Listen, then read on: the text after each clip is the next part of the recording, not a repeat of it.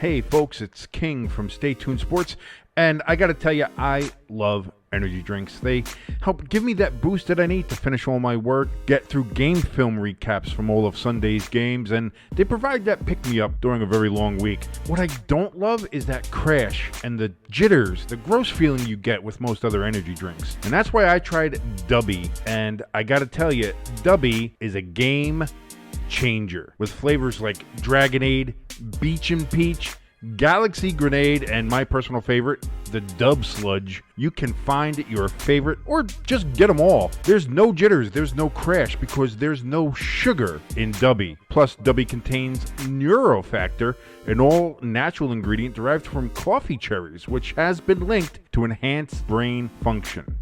You go on over to dubby.gg right now. That's dubby.gg to grab the best energy drink you've ever had. And if you enter the code STSports18 in all caps, you'll get 10% off your order. That's STSports18 to get 10% off of Dubby. Be better.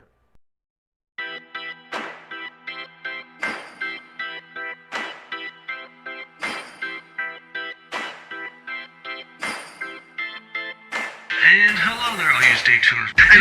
It might be the Eagles. I hate the Eagles. Don't get me wrong here. First quarter, keep it even. Second quarter, start running the fucking ball.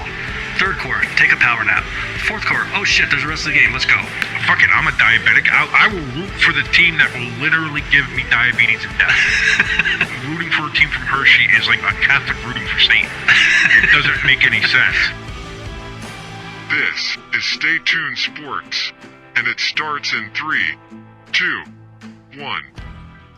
And hello there, all you Stay Tuners. Welcome back to another episode of Stay Tuned Sports. It's your good friend Jimbo here with our good buddy King. Don't think he's too happy because of his Devils. Why is that? Why is that got to be the first thing you say? Why? I'm trying to stay upbeat for the show. I'm trying to have to still try to have a positive outlook for the show, at least not be just an absolute miserable bastard for our time here. And first thing you got to say when introducing me, he's not too happy. Them Devils of his, it's like, oh boy, they really ate it last night and all the other nights, and their goaltending's a sieve, and oh boy, they can't do this. 6-1, 5-1, 6-1. They're just losing games. We won one game, but even that was 8-4 because our goaltending can't stop anything. If it wasn't the fact that we scored 8 goals, we would have lost that game too. Would have been swept in the goddamn series. Would I not be a friend if I didn't do that? I honestly don't know how we are friends. I really like with the whole Giants Eagles thing, and then you hated hockey to begin with, and then when I get you into hockey, I like the Flyers like an asshole. And then baseball. I mean, you like Baltimore, so that doesn't really matter.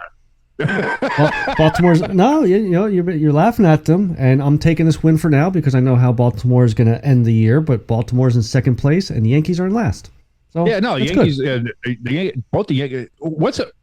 I'll put this question to you because we don't talk a lot of baseball here, and for good reason. But what would you put as the bigger disappointment in New York right now, the Yankees or the Mets? Oh, the Yankees. Well, no wait, the Mets. Really? The Mets were the ones that blew like $100 billion on players, weren't they? They spent so much money. They tried to put together everything else. They were putting together a super team.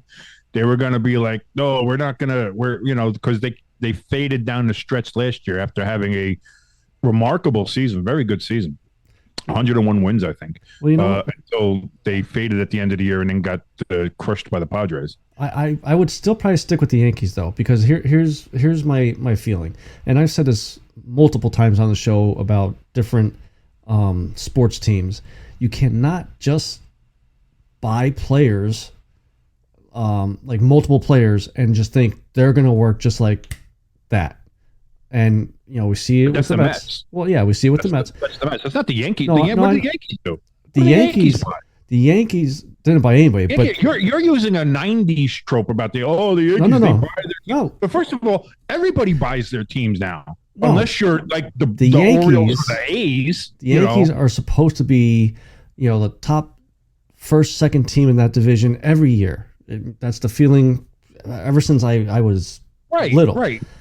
they're in last place, and the Orioles, who are supposed to be shit this year, are in second place. Absolutely. No, the Yankees. No, trust me. The Yankees are a disappointment. Don't get that twisted. Yeah. That's. But my question, just for now, like, if looking at it from an objective eye, with the off-season moves, with the expectations, everything like that, to me, being in this area, you know, in the New York, New Jersey metropolitan area, it feels like the Mets had a lot more buzz going into the year, like having spent all that money, having tried, you know, put all the chips out on the table, and then to just fall as incredibly flat as they have. Now, the Yankees, again, they're disappointing. They spent a lot of money on Aaron Judge to bring him back. They, you know, they still haven't made some moves. Some people wanted to get rid of Aaron Boone. They didn't do that. People want to get rid of Brian Cashman. They haven't got rid of him yet. Don't even bring up Hicks. Nobody wants him around, although I think he finally hit a home run yesterday, so congratulations to him. But so that I think that disappointment is there. But I think according to preseason buzz, I think right now the Mets are a more disappointing team. And here's the other thing, too, that I'll put forward. It feels like, and again, I'm judging this on nothing concrete or statistical. I'm just basing this on feelings, nothing more feelings. It feels like the Yankees have a better shot to turn us around and to gain some momentum by June, July, All-Star break time than the Mets do. For the Mets, it seems like everything's falling apart, and it's hard to see a way they put it together.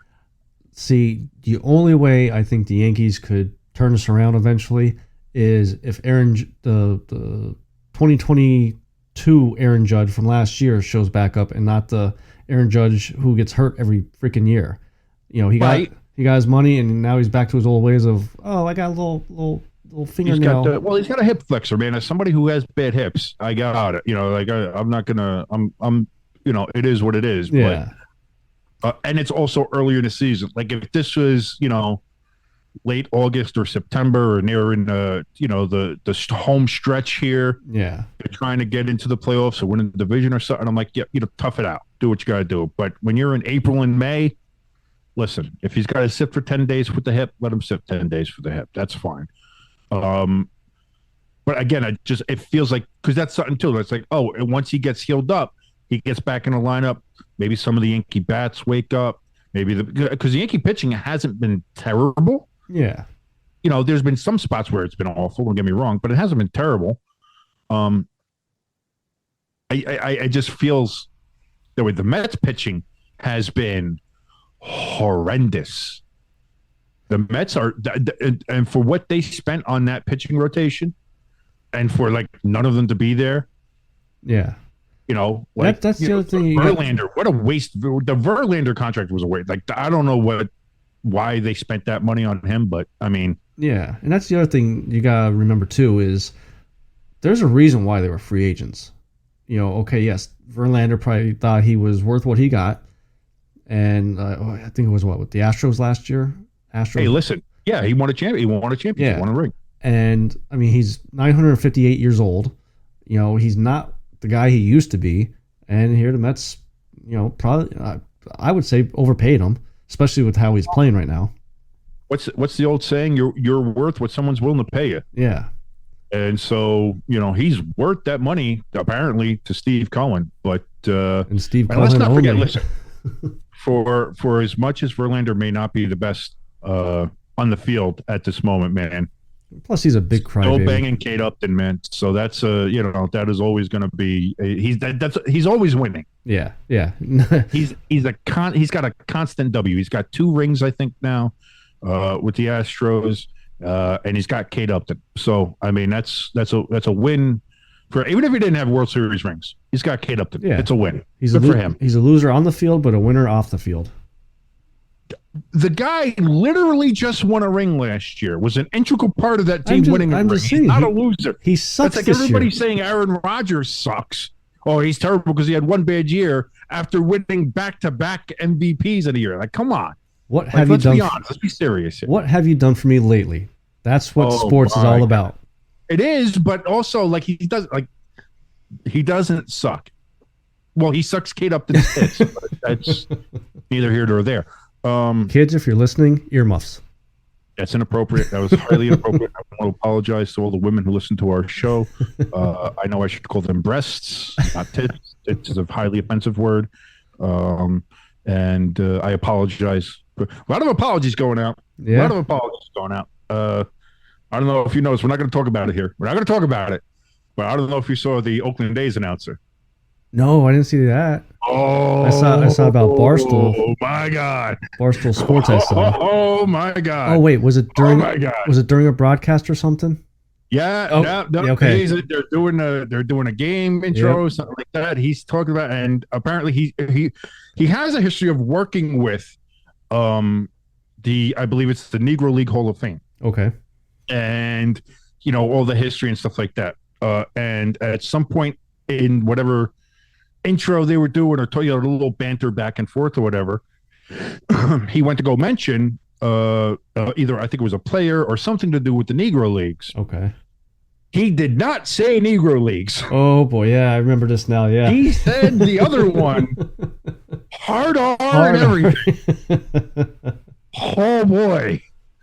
Oh boy! If you're up in the booth with him at that moment, how do you react? Well, now the other guy, he's getting crap for it now because he was dead silent afterwards. Oh, and they were boy. saying, "Oh, he should have spoke up and said something." It's like, what are you talking about?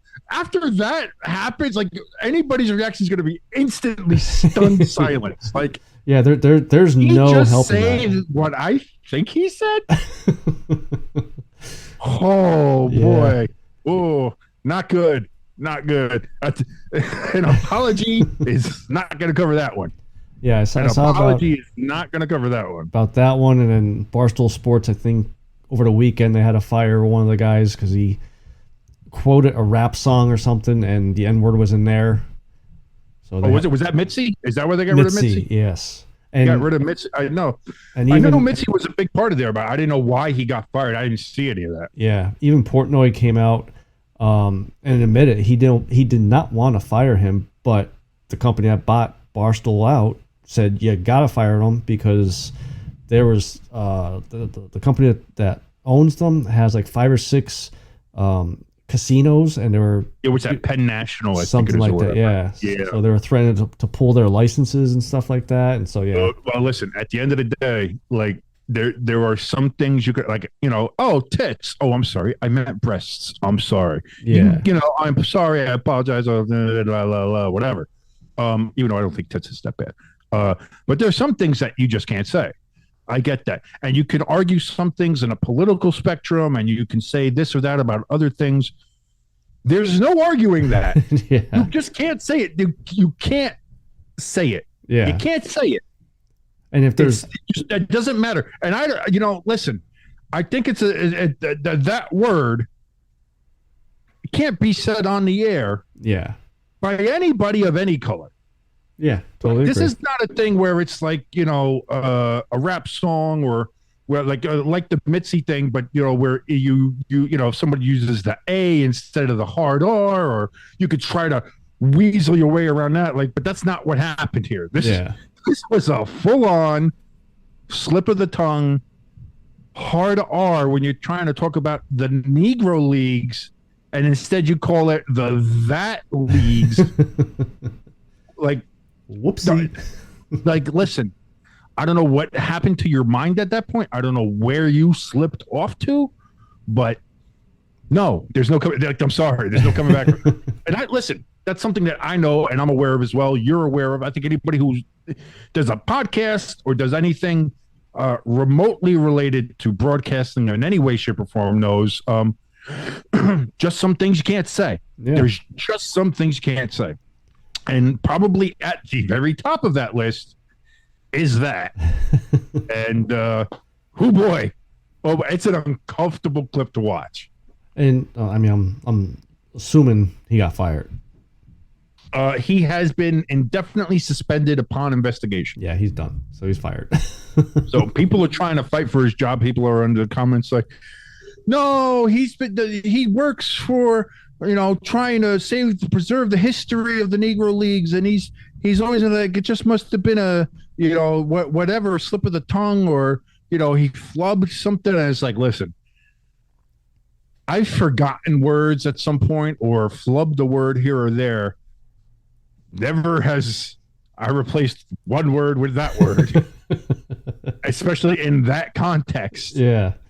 Like I'm saying now here again, I don't think he did it purposely. I don't think he said, you know what I'm going to do? I'm going to call all these people the and have that be, no. But the fact of the matter is that he said it. Yeah. And it's not what you mean. I say this all the time to people too. It's not what you mean. It's what you say. Yeah. He might have meant the Negro Leagues. That's not what he said. Yeah. And that is that's unfortunate that his career is going to take a shot. And maybe after a while he could try to rehabilitate the image somewhat. Because again, there's nothing about him that screams that he's racist. He's not done anything like that. Yeah. In the past, there's nothing like that there. But at the end of the day, like that's nope. That's not going to be. That's not going to be. I mean, and the A's are bad enough as it is. Like this is just another cherry on top of how bad the A's are. And I'd be willing to bet Las Vegas is probably calling them up down like, oh, remember that new stadium you guys want? Yeah, no, we're taking that away. You guys stay there. Vegas is gonna be like, maybe get a new broadcasting team because don't know about that. We'll see. All of a sudden, though, the North Carolina bid trying to get a Major League Baseball team's like, hey, we'll take him. Yeah, he's one of our boys. We'll make you the highest paid. Oh, we don't want. I'm sorry. Listen, I apologize to the fine people of North Carolina. I didn't stereotype you as all a bunch of hood-wearing Klan racists.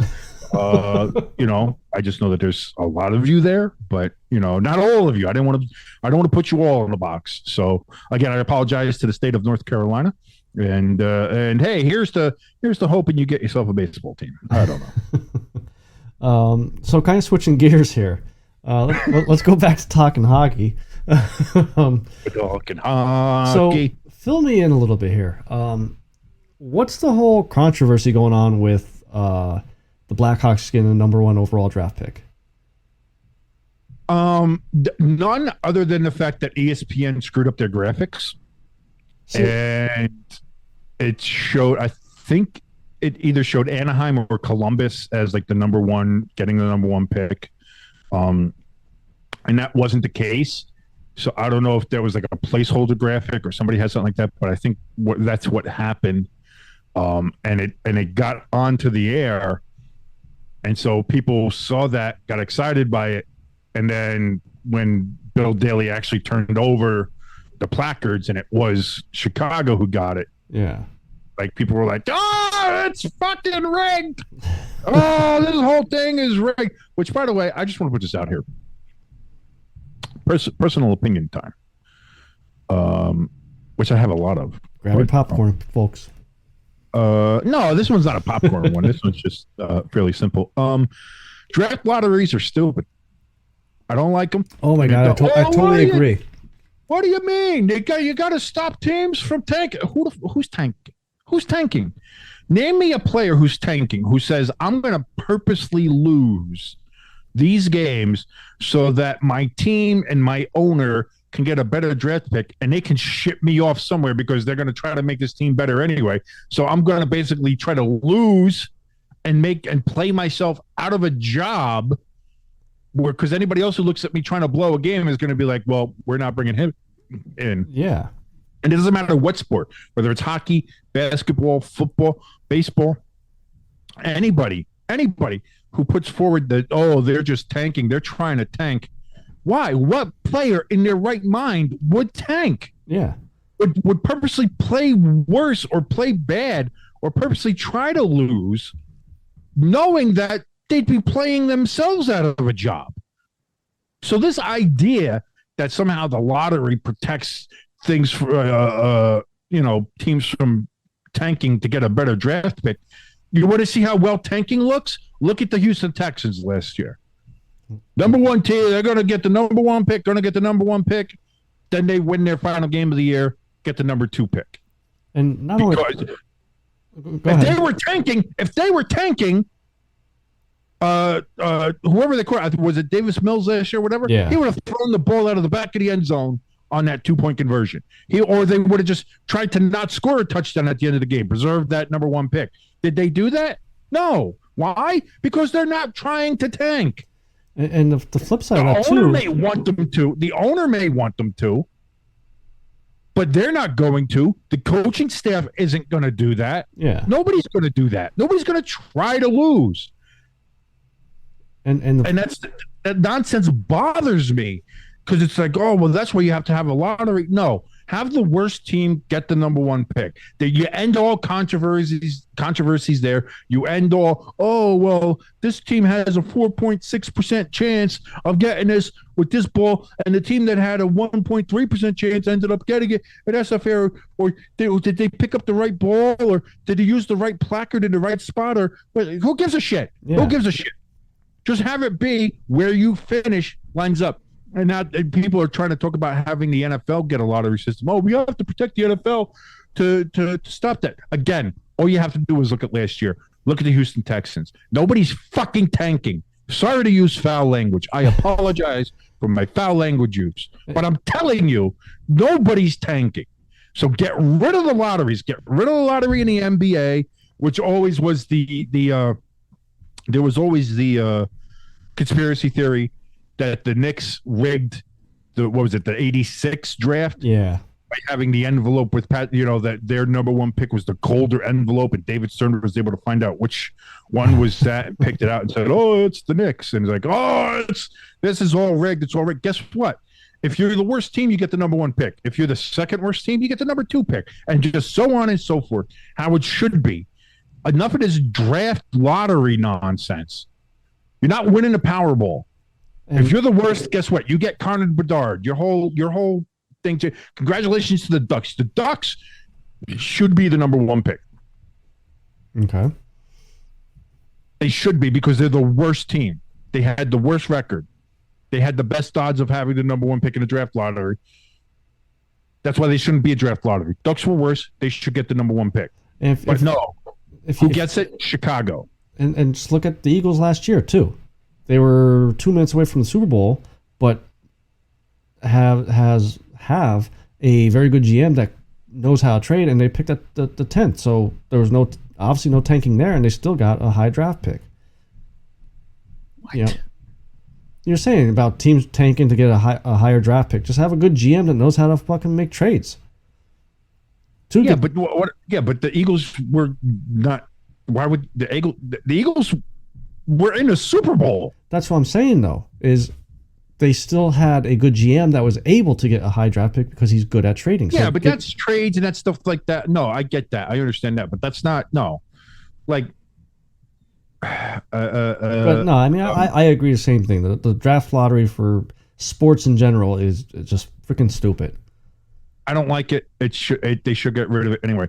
But it is rather convenient that Chicago, who just is in the midst of rebuilding, just traded away their generational superstar, Patrick Kane, as he's getting older. Taves is leaving.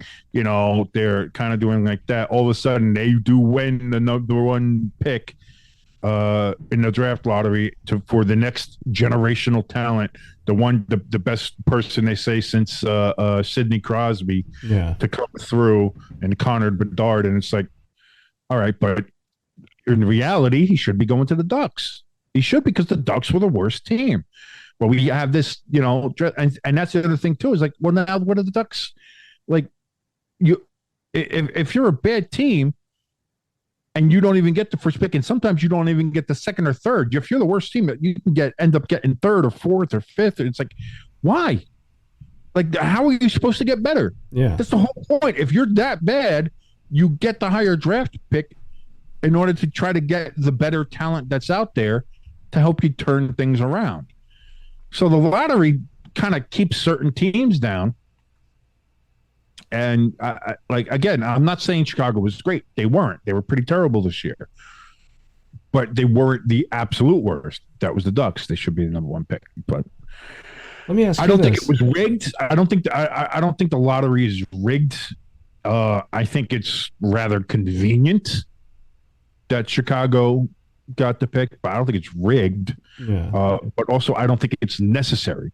I don't see the draft lottery in any of the sports, basketball, hockey, that have it. I don't see the draft lottery as necessary. And for people trying to call for the NFL to do it, stop. You're stupid. And any sports fan that's out there is like, well, tanking is a real thing. No, it's not. Stop it. You're dumb. You're awful. Stop having opinions. The end. Sorry. Again, I apologize for being so forceful. I didn't mean to do that. You're allowed to have your opinions, as everybody is here in America. So I apologize for that on behalf of King.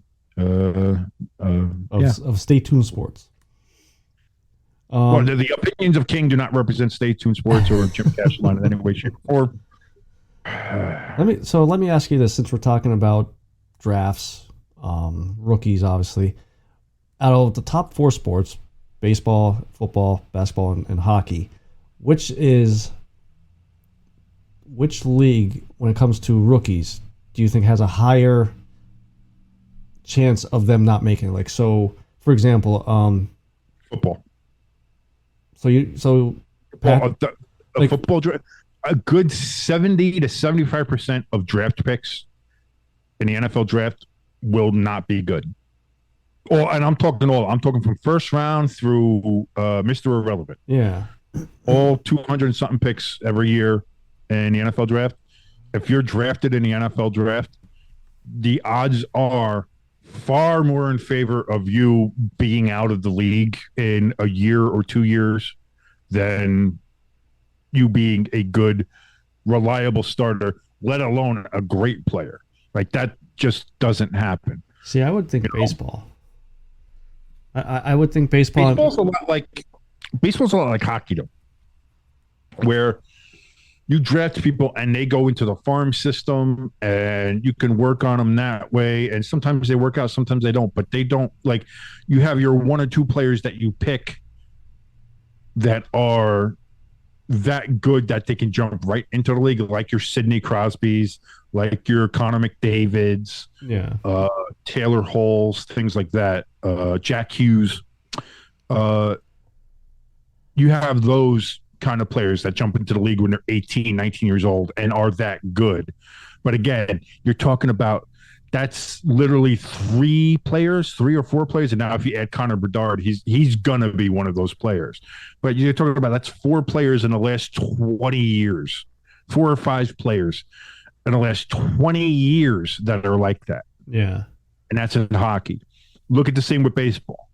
Like, you have those generational guys that are, couple of pictures. Strasburg was there for a bit.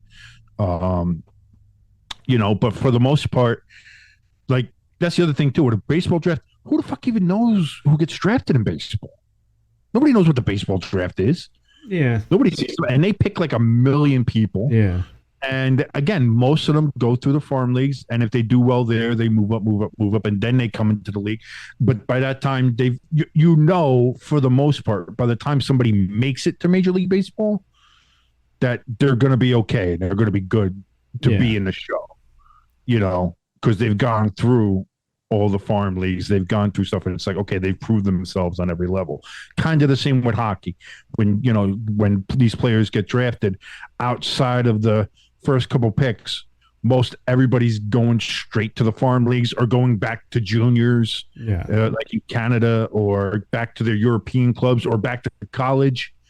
I know because that happened with Luke Hughes with the Devils. Like, he got drafted and then just went back to Michigan, and played there. They went to the Frozen Four this year, I think. So, that's still that kind of stuff. The NFL doesn't have that. Yeah. So the NFL has you get picked in the NFL. There's no farm league. There's no. You got to prove yourself. You get picked. You got to show up and be ready to go.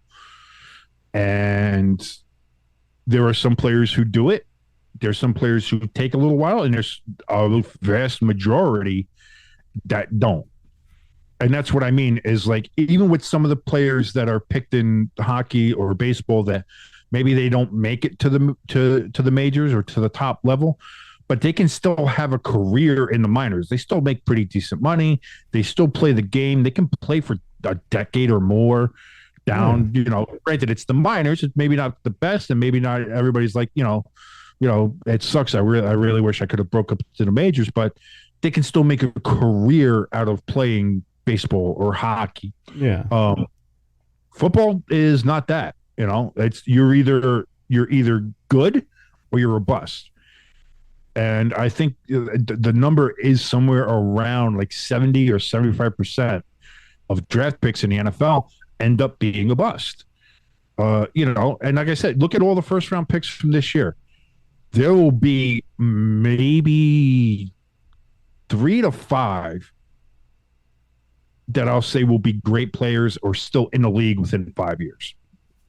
Hopefully Jalen Carter. I think you're going to have a lot of players again. They'll play 2 or 3 years. They'll be good for a little bit, or they'll be middling. There'll be a special teams player. You might have some that hang around like that, like, they'll run punt coverage or something. But they don't end up making it. Yeah. Look at some past number 1 picks. Look at Johnny Manziel. Look at Baker for all he's done. Like he did well in Cleveland, but then after that, he's bounced around to 3 different teams in 2 years. Yeah. Now on his 4th team, with Tampa,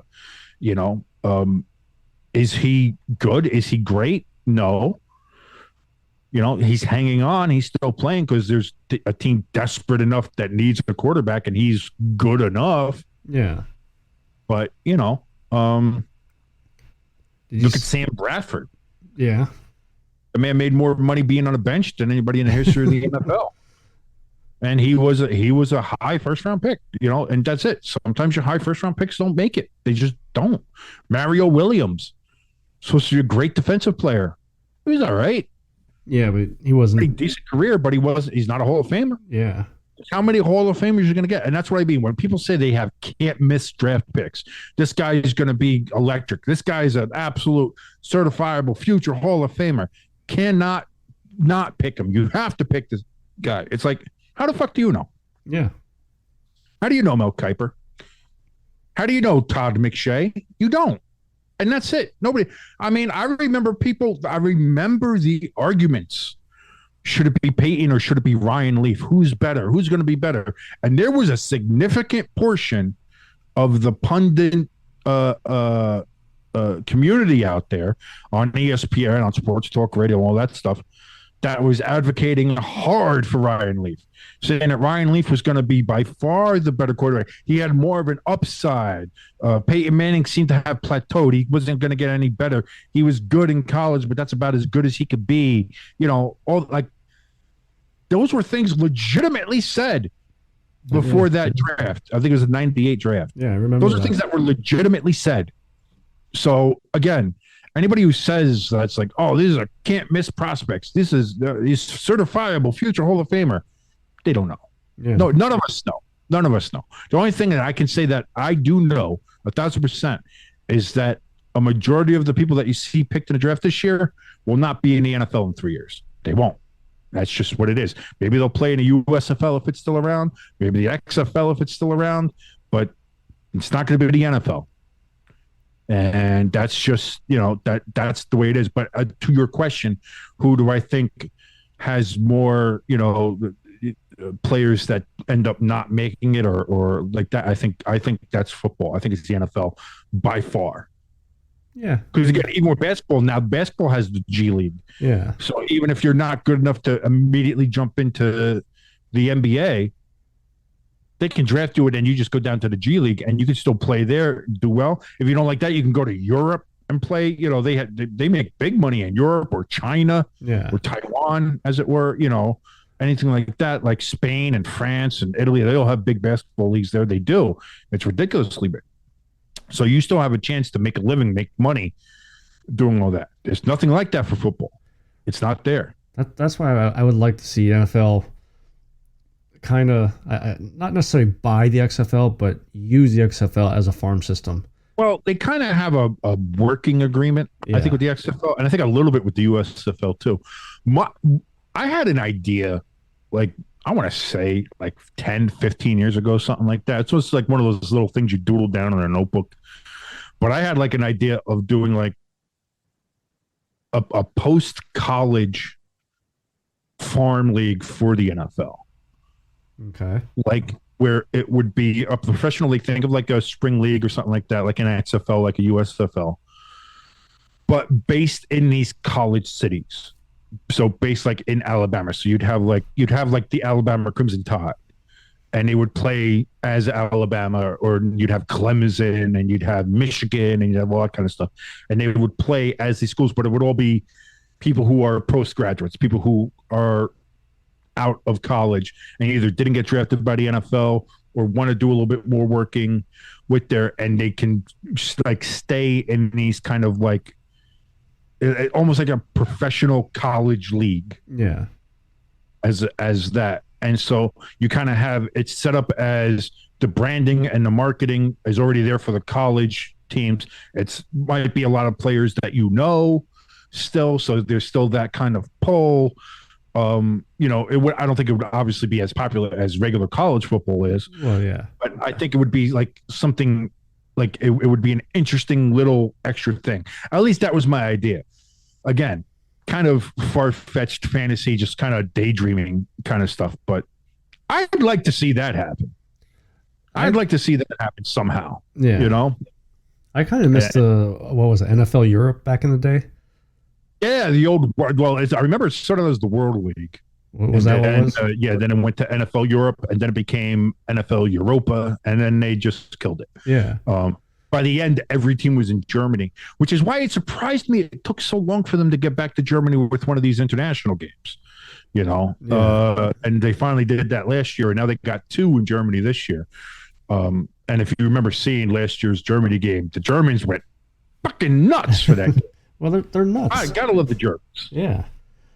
Well, kind of speaking of the Germany games and everything, NFL schedule gets released tomorrow, Thursday night, even though they were releasing some of the games today. When this is released, it'll be tonight. Yeah. We're recording on Wednesday, but I think everybody knows that by now. Well, damn it! I messed it up all day today. I was like, you know what? I'm gonna pretend that we don't know what was going on, and we were going to predict that the Eagles and the Giants would be playing Christmas Day, and yeah, I fucked that up. Oh well. Yeah. Eagles and Giants are playing Christmas Day. Yes, and hopefully there will be a Merry Christmas, fuck you, as the Giants just keep Bart Scott to negative 30 yards rushing. Bart Scott is retired. Boston Scott. I forgot. Yeah, whatever. Yeah, you didn't respond to my meme I sent you and on Facebook. No, listen. Again, like I said, I've been having a bad day. Not all because of the Devils, but a little bit because of the Devils. And I just have no time for your Eagles bullshit right now. There's so much other stuff going on. I don't need that. Funny meme, though. I will give you that. It's pretty funny. So, let's say we have the money to go to every game that we want to go to. Would you be more excited to see them Christmas Day or Black Friday? Giants playing Philly. If they had played on Black Friday, probably I would have liked Black Friday more. Just because Christmas is Christmas, I kind of just want to relax, just spend time with family, that kind of stuff. I don't want to, fear for my life being assaulted in Philadelphia. Well, you don't have to worry about that because we'll be busy throwing snowballs at Santa Claus. I don't see. Here's the thing. I don't think Philadelphia would show Santa Claus again. I think they have the balls. They've learned. It's been over 50 years. I think it's close to 60 years now.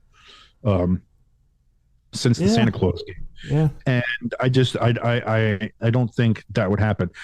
Surely those snowballs would be thrown at me, especially if the Giants started to win or won the game. Yeah. Like that would just be if the Giants, if me and you went to the game and the Giants won on like a last second field goal or whatever, you would see just dust and me gone. I would not want to be around you. Not for your trash talk or anything. No. Granted, I know I'm 6'8" and 300 pounds, but you're my security blanket. You're my safety blanket there, man. You're my ticket out of there. Get out of there alive. Like my dad used to say to my you ain't going nowhere. Like my dad used to say to my Uncle Mickey. My Uncle Mickey was built like me, just a twig. And he said, if I ever get into a fight, I'm grabbing you by the ankles and using you as a baseball bat. So I'm pretty sure you're going to do that to me. I'm like, listen, I'm grabbing you. You're going in front of me like a human shield, and I'm pushing our way the fuck out of there, man. I'm doing that. But interesting with the Christmas Day game. The Black Friday game ended up being the Jets and Dolphins. That depending on how the Dolphins do, the Dolphins have had a lot of pieces. They look to be pretty good. The Jets got Aaron Rodgers, and they have a pretty solid team there anyway. So that has a chance to be a very good, interesting game if Tua can be healthy for most of the season. And if he's healthy for that game, that could be a fun little after Thanksgiving game to watch. It kind of stinks that the NFL is kind of stepping on the NHL because the NHL kind of was trying to establish the Black Friday game as like their thing. Oh, okay. Doing like the Thanksgiving, they were doing like the Thanksgiving Classic game where they have a game on Black Friday after Thanksgiving and doing all that kind of stuff. So maybe they'll still do it as like a noon thing, and that'll lead into the NFL. So that could definitely be something. But so we know that. And then it looks like the rumors were true about the international games, at least the one involving the defending Super Bowl champion Kansas City Chiefs. The original rumors going around is that it was going to be Chiefs-Bears in Germany, and that the Chiefs kind of put the kibosh on that. They said they wanted to keep the Bears game as their home game. I don't know what the reasoning for that was. Maybe they think the Bears have a bigger following or whatever that case is. But it turns out that it will now be the Chiefs and the Dolphins in Germany, which that was going to be Tyreek Hill's return to Arrowhead. Oh, yeah. But instead, now it is in Germany, and a lot of people are upset by that fact. And saying, oh, the NFL screwed up. But I think this is more of a case of where the Chiefs kind of put their own input on this one. So interesting to say the least. Again, there were rumors that the Giants and Eagles was going to be the Black Friday game. Yeah. And again, we've learned that wasn't the case, that was the Giants and Eagles are Christmas, and that the Jets and Dolphins are going to be the Black Friday game. But the Dolphins are in a bunch of these games, apparently. Yeah. And then you got a couple other of the international games. What about Thanksgiving? Did they release any Thanksgiving games? I don't know. I don't believe so. I don't remember seeing them. I only remember seeing the overseas. What I've seen, no. I haven't seen Schefter say anything. Yeah. I haven't seen anything from Rappaport. And I haven't seen anything from the NFL directly. Let me take a look on the old twits. The old Twitter here. Gonna look this up here, filling time. While you're looking that up, as I was looking on Twitter, I think it was just one of our followers or whatever commenting on the Philadelphia Eagles post of the Christmas Day game. Is this the game you guys bring Kelly Green jerseys back? I don't think they wait that late. Maybe they make it as a second or third game. They might have two. Well, I mean, I think they're going to wear the Kelly Greens more than once. Yeah. Since that is their ultimate, I believe they got rid of the black. I believe so. The Kelly Greens are going to be their alternates now, not just. Even though I like the black ones. I was not a fan. I was not a fan of that.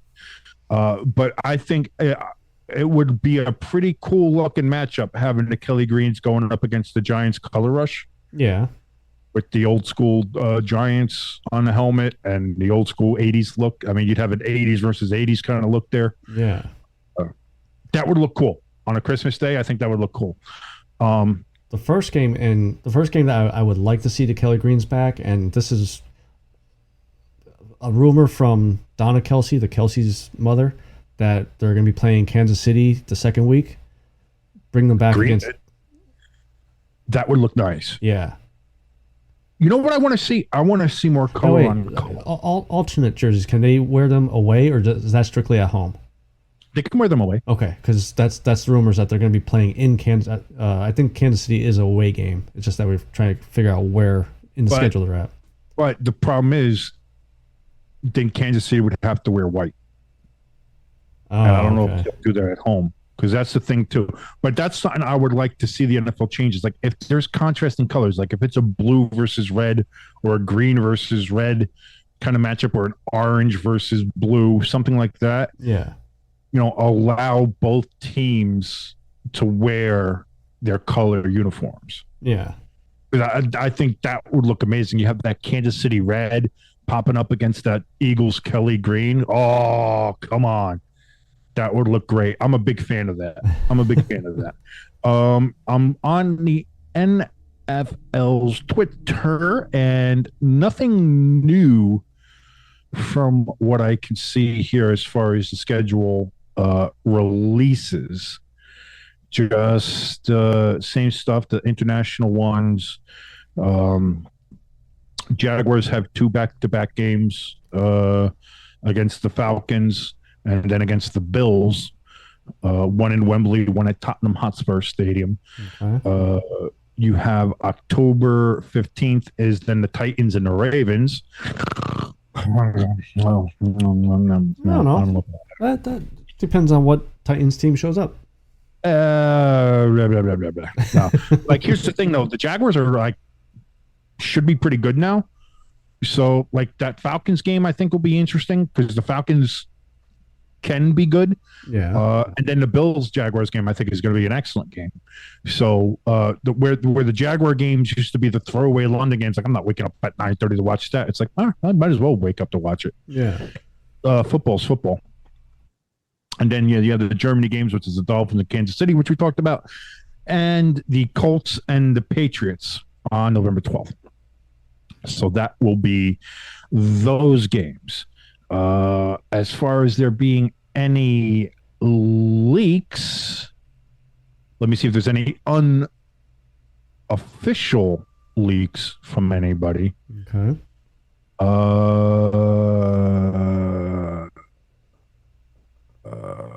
I'm not see. Oh yeah, the New Year's Eve game. Cincinnati versus Kansas City, and Kansas City again. That'll be nice. That like I said to you, that could decide everything for the season.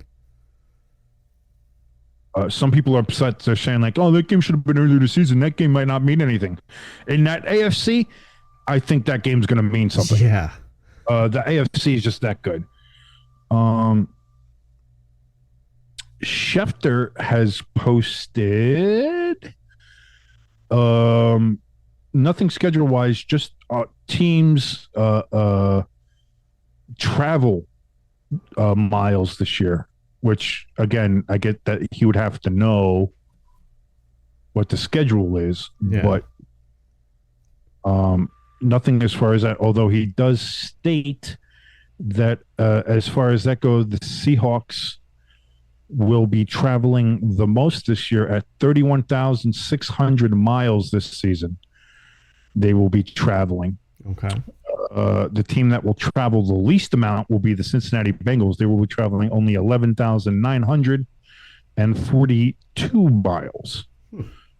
So they're not going to be traveling that far.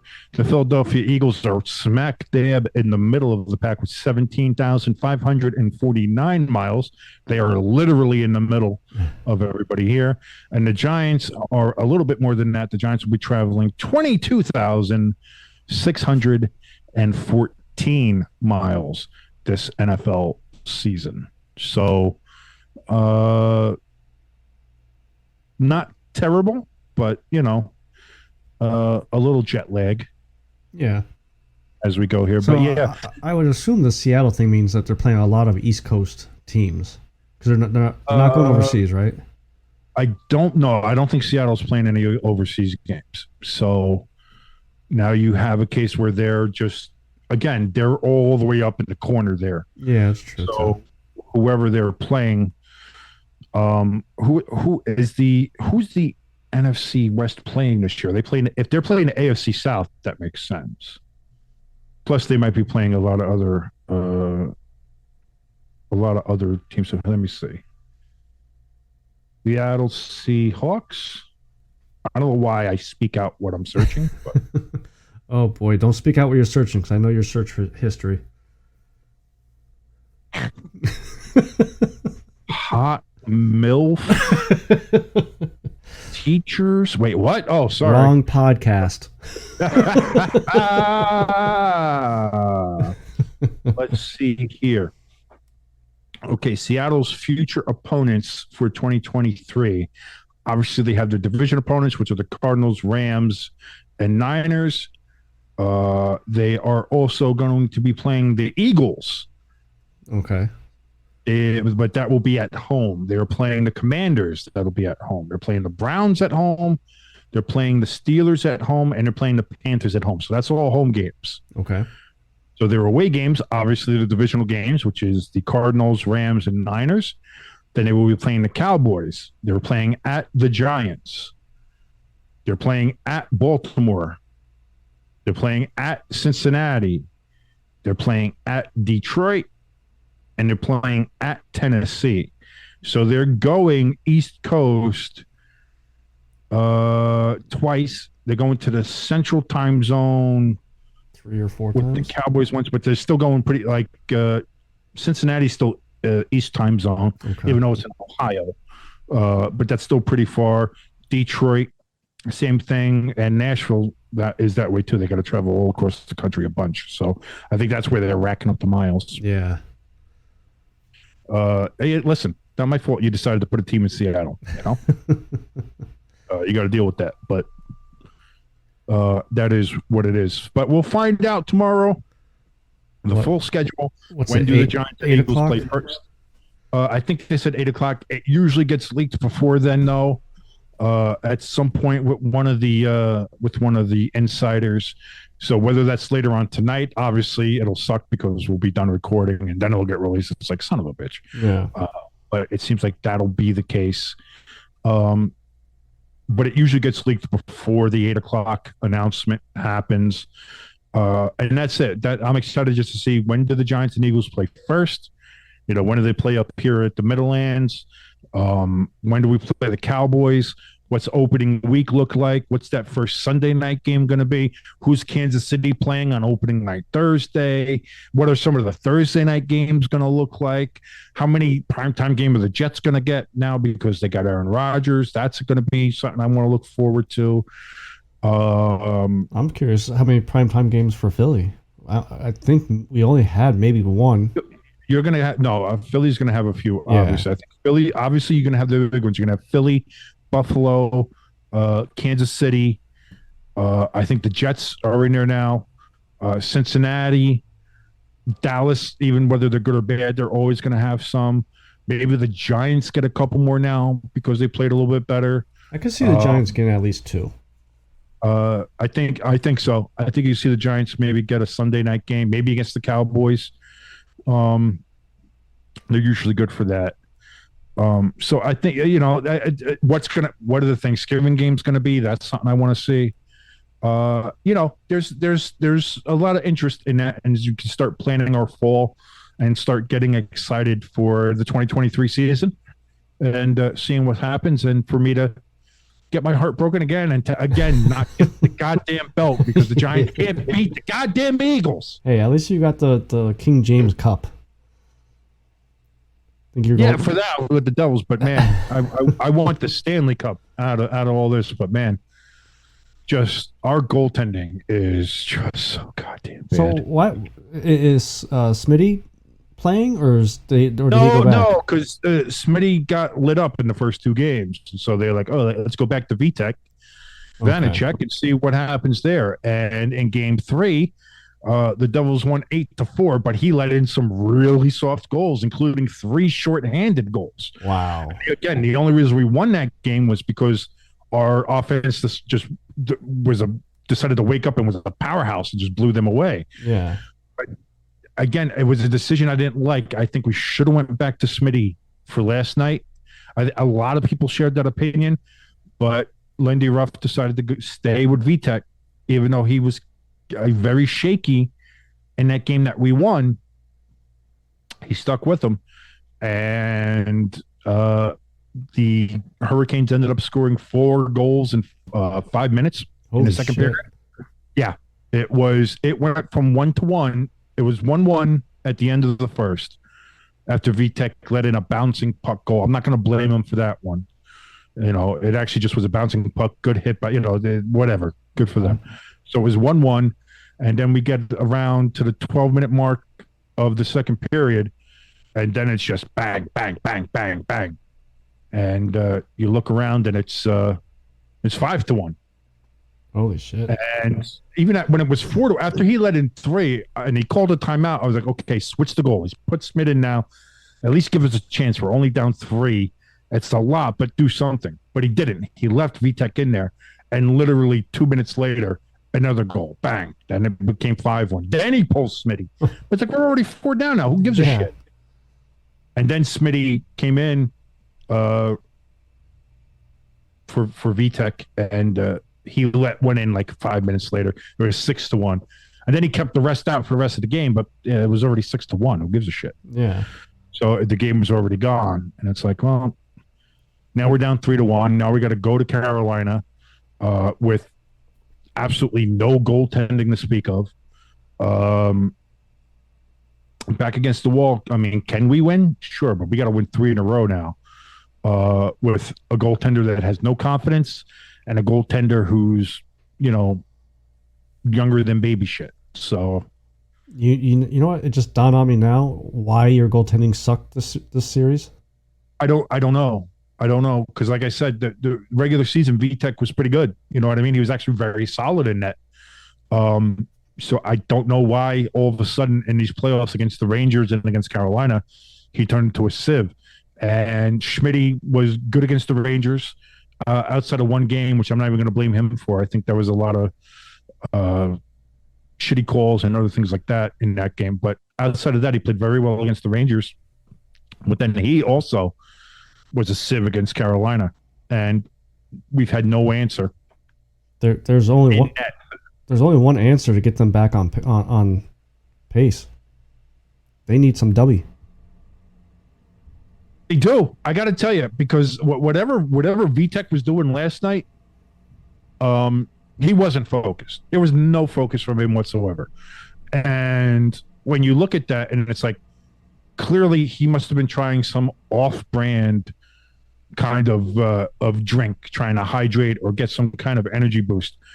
But it wasn't Dubby, and it showed, because there was, again, simply no focus. And when you have yourself some Dubby, you focus. The focus is there. You don't have a choice. You know where that puck is. You could see everything around you. It's almost like looking through a different dimension.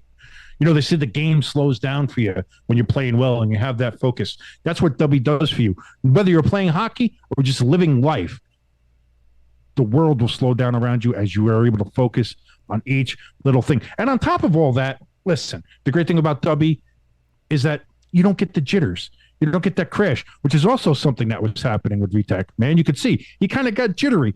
He wasn't sure what he was supposed to do. His glove hand was just shaking around, You know why? Because he's probably crashing. But you don't have to worry about that with Dubby, because there's no sugar in Dubby. And also, Dubby has what is it? Is a patented neurofactor. Yes. You know what I mean? It's derived from the coffee cherries. It helps your brain, again, with the focusing. So you don't get the crash, you don't get the jitters, and you get that extra super neurofactor focus that you could only get with Dubby. And they're delicious flavors, which I know you love. The Beach and Peach. I'm a big fan of the Dub Sludge. What's the other? Don't they have one named after like a monkey or something? Yeah, I've been lately been drinking Monkey Madness. That's the one, Monkey Madness. You know what I'm saying? Delicious, delicious flavors. And again, if you go to w.gg right now, you can check out all of their purchasable options, including one, which is a trial pack. So you could try each one of their flavors, see which one you like the best. And here's the best part out of all this. When you do go to w.gg and you do check out all their purchasable options, and then you go to checkout, in the promo code, if you put in ST Sports 18, that is ST Sports 18 there at checkout. You get yourself 10% off of your order. You can't beat that, ladies and gentlemen. Be focused and be full of tasty, delicious energy with Dubby. So hopefully your goaltenders will both, just in case, because I'm not sure if you know who's starting or not, but both of them. I think I'm going to order some Okay. using the code ST Sports 18 to get the 10% off and send it down to Raleigh to the Devils locker room and just be like, listen, I don't know who's starting, but I bought one for each of you. Down this now. And let's go out there and let's get this dub from Dubby. Yeah, that's why it's called Dubby. You got to get the dub. Exactly. You got to get Dubby to get the dub. That's, it's the bottom line right there. It says it in the name. If you want the dub, you got to get Dubby. And I'll do my part, and I'll watch the game, and I'll be your free lucky I don't know if I charm. want that. I don't know if I want that. I really don't know if I want that. That you can watch some. Go watch The Good Doctor or something. I don't know. I am a surgeon. If anybody gets that, that's pretty funny. But I never watched The Good Doctor. it's a really terrible fucking show. Yeah. And yeah, that's all I'm going to say about that. I apologize to anybody who watches The Good Doctor and thinks it's a good show. You're wrong, but I apologize for calling you dumb. Anyway, what is that? It is that all we got today? I think that's it for today. That was a good one. Yeah. I think it was fun. Not a lot going on, but we talked a little baseball, we talked a little football scheduling, talked a little draft action, who sucks, who doesn't. Talked a little Dubby. Reluctantly talked about how my Devils suck, but listen, at the end of the day, that's all good stuff, man. But I'm done. I got nothing else to say. I'm done apologizing. I got no more apologies. Yeah, you ran out of your apology limit. Till next week, this is your good friend Jimbo. And it's your boy King. See you Christmas Day, Boston Scott. Yeah, the Rangers still suck.